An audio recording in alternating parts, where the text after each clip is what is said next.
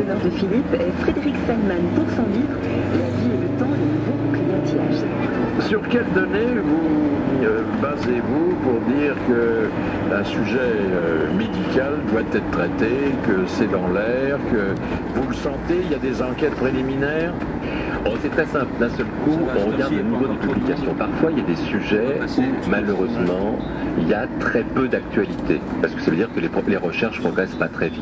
Et puis, il y a d'autres sujets, d'un seul coup, où on sent qu'il y a énormément de publications. On a un moteur de recherche qui nous permet de voir tout ça.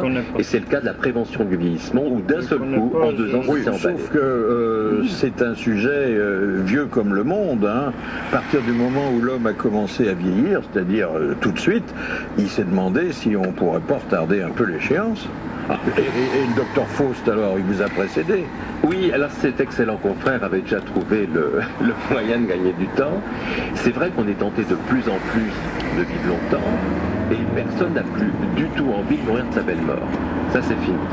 Donc, évidemment, on augmente la durée de vie de plus en plus, c'est formidable.